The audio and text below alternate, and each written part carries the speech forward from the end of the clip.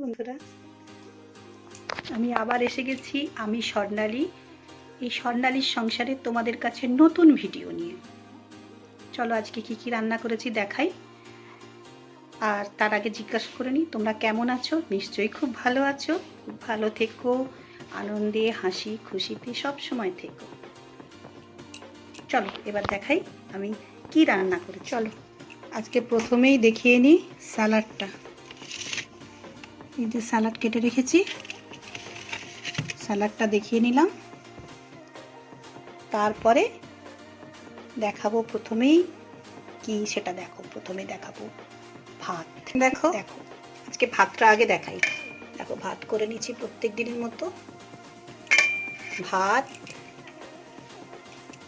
আর এখানে আছে এই যে মূলো শাক ভাজা। আমি না শাক ভাজাতে হলুদ দিই না, আজকে একটু হলুদ দিয়েছি। তার কারণ শাকটা একটু বাসি হয়ে গেছিলো, কালকে নিয়ে এসেছিলাম, আজকেই দেখি হলুদ হলুদ হয়ে গেছে, কেমন শুকিয়ে শুকিয়ে গেছে। একটু হলুদ দিয়েছি, নাহলে কালারটা কি বাজে লাগছিল। যাই হোক, জানি না কেমন খেতে হবে, কে তোমরা হলুদ দাও তাও আমি জানি না, একটু দিলাম। আচ্ছা, শিম ভাজা, আলু ভাজা, বেগুন ভাজা। আলুগুলো না বড় বড় করে ভেজেছি, এটা আমার ছেলে খুব পছন্দ করে। এটা হচ্ছে সেই ফিঙ্গার চিপসের মতো করে এটা করেছি। আর করেছি এই যে রুই মাছের ঝাল, আদা পেঁয়াজ রসুন দিয়ে কাঁচা লঙ্কা দিয়ে করেছি। এতে আছে একটা চাকা আছে, একটা মুড়ো আছে, আর মুড়োতে মাছ কম আছে বলে একটা পেটি দিয়ে দিয়েছি। ওদের বাপ বেটা দুজনের হয়ে যাবে, আমার হাজব্যান্ড আর ছেলের। মাছ আবার রোজ আমার খেতে ভালো লাগে না, আমার ভাই তো খেতেই চায় না, যার জন্য আমার ভাই বোনের।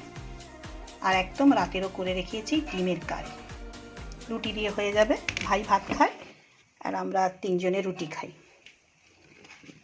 এই ভাজাটাও যতটা হলো রাতের হয়ে যাবে। আজকে সবই আলু ছাড়া করছিলাম, তারপরে ভাবলাম ভাই খেতে পারবেন, একটু আলু ভাজা ভাজি। এই হচ্ছে আজকের মোট রান্না। তোমাদের কেমন লাগলো বলো, আমার ভিডিওগুলো ঠিকঠাক হচ্ছে কি না, কোয়ালিটি মেনটেন হচ্ছে কি না আমি তো বুঝতে পারছি না, তোমরা না কমেন্ট করলে। তো যাই হোক, আজকে এই পর্যন্ত। আজকে অন্যান্য দিনের থেকে আজকে আমার শরীরটা একটু ভালো আছে। কালকে যেমন কাল পর্যন্ত কথাই বলতে পারছিলাম না, খুব কষ্ট হচ্ছিল, আজকে অনেকটা ভালো আছি। যাই হোক, তাহলে এই পর্যন্ত। আবার আমি নতুন ভিডিও নিয়ে তোমাদের কাছে আসবো।